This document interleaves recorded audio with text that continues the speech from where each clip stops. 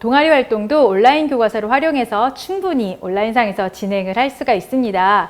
처음 온라인 등교 상황이 됐을 때 많은 선생님들께서 교과 수업은 어떻게 해보겠는데 동아리나 체험활동은 나중으로 미뤄야 하지 않을까? 라고 많이 망설이셨어요. 그런데 이 코로나가 정말 지겹게 저희 곁을 떠나지 않고 있습니다. 그래서 저는 과감하게 온라인 교과서로 동아리 활동을 진행하게 되었습니다. 제가 주로 하는 동아리 활동은 프로젝트형이 많아요. 그래서 그냥 온라인상에서 화상회의만으로 하기에는 부족함이 많았습니다. 게다가 저는 학년이 섞여 있는 동아리를 운영하다 보니까 때로는 절반은 집에 있고 절반은 학교에 있고 이렇게 아이들이 모이는 패턴이 매번 달라졌거든요. 그래서 이걸 어떻게 돌파할 수 있을까? 그게 바로 온라인 교과서였습니다. 온라인 교과서를 통해서 아이디어 발산도 해보고 그리고 생각도 공유하고 거기서 유목화 작업을 통해서 더 커다란 생각을 만들어서 모의 창업도 해보고 다양한 활동을 할 수 있었는데요. 학생들에 대한 피드백도 제가 즉각적으로 줄 수 있었고 아이들도 언제 어디서든 접속해서 자신의 과제를 할 수 있었기 때문에 효과적으로 진행을 할 수 있었습니다. 그래서 동아리 활동, 우리 창의적 체험 활동에서의 온라인 교과서 활용 강력히 추천드립니다. 네, 제가 온라인 교과서를 만들 때 가장 신경 쓰는 것은 문턱은 낮게, 선택은 다양하게, 정리는 효율적으로입니다.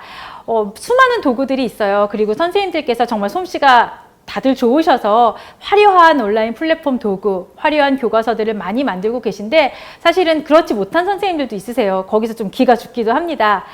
그런데 가만히 생각해 보니 이 수업의 주인공은 선생님이 아니었어요. 수업의 주인공은 학생들이었습니다. 그래서 학생이 주인공이 되어서 그 안에서 정말 배움이 일어나느냐 이것에 주목을 하니까 훨씬 마음의 부담이 덜어졌고요. 그래서 학생들도 사용하기 쉽고 선생님들도 편하게 수업할 수 있는 도구에 관심을 가지고 온라인 교과서를 제작해서 활용하게 되었습니다. 저는 동아리 활동도 그렇고 학교 일반 수업을 할 때도 그렇고 일단 화상 수업을 하면서 학생들의 어떤 산출물, 그다음에 과제 이런 것들을 점검하고 공유하기 위해서 문서 프로그램이나 플랫폼을 많이 사용하고 있는데요.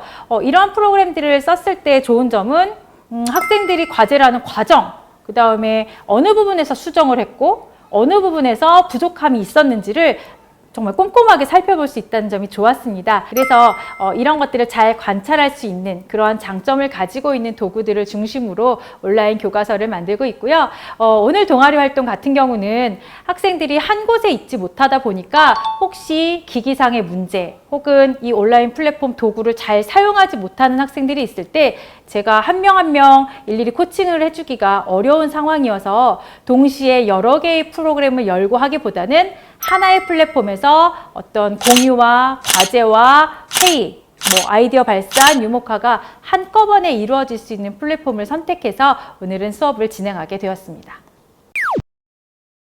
온라인 교과서를 활용해서 창의적 체험 활동을 진행할 때 가장 큰 장점은 과정과 결과물을 누적할 수 있다는 것, 그리고 이 결과물을 다양한 분야에 활용할 수 있다는 점입니다. 저는 학교폭력 예방 교육이나 아니면 캠프도 250명, 300명 규모로 온라인 교과서를 통해서 한 번에 진행을 하고 있는데요. 온라인 교과서로 창의적 체험 활동을 진행했더니 일단은 학생들이 동기, 그 다음에 흥미를 유지할 수 있어서 좋았습니다. 일반적으로 창의적 체험 활동은 평가가 되지 않기 때문에 학생들이 소극적으로 참여하기 마련입니다. 안 해도 그만이지 뭐 이런 생각들도 가지고 있는데요. 온라인 교과서를 통해서 다양한 영상이나 아니면 게이미피케이션 이런 것들을 활용해서 재미있게 그리고 다양한 자료를 링크를 할 수 있다 보니까 학생들이 이 활동에 대해서 이 시간에 대해서 충분한 동기와 의미를 부여할 수 있도록 도와줄 수 있었습니다. 그래서 창의적 체험 활동을 할 때 일단 학생들의 참여도를 높일 수 있다는 점에서 너무 좋았고요. 그리고 활동을 하다 보면 수정한 것, 그다음에 결과물에 나타난 학생들의 개성 이런 것들을 통해서 상담 자료도 만들 수가 있었습니다. 일례로 한 학생 같은 경우는 영상을 보고 소감을 이제 작성하는 과정에서 잠깐 자신의 어떤 가정 상황을 비춘 적이 있었어요.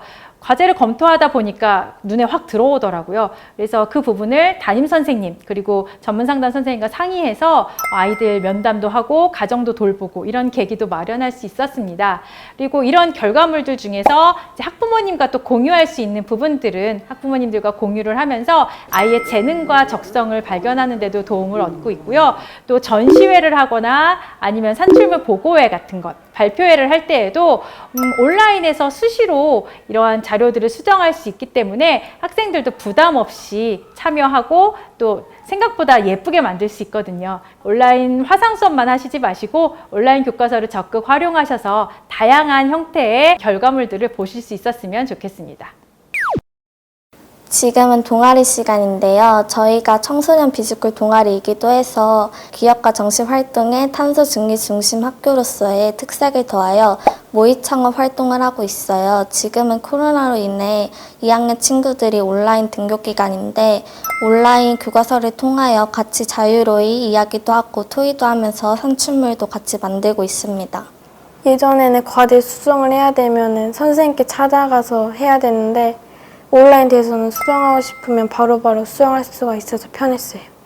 온라인 수업을 과제형으로 하다 보면 친구들 과제가 어떤 과정을 거쳐서 제출되는지도 알 수 있고 제 과제를 친구들이 피드백을 달아주기도 하니까 다음 과제를 제출할 때는 좀 어떤 문제점을 고쳐야 되는지도 알 수 있고 더 잘 낼 수 있는 것 같아요. 그리고 제가 그림을 잘 못 그리는데 온라인 수업에 있는 과제를 할 때 도구를 이용하면 제 부족한 미술 솜씨를 좀 보완할 수 있는 것 같아서 그게 가장 좋은 점인 것 같아요.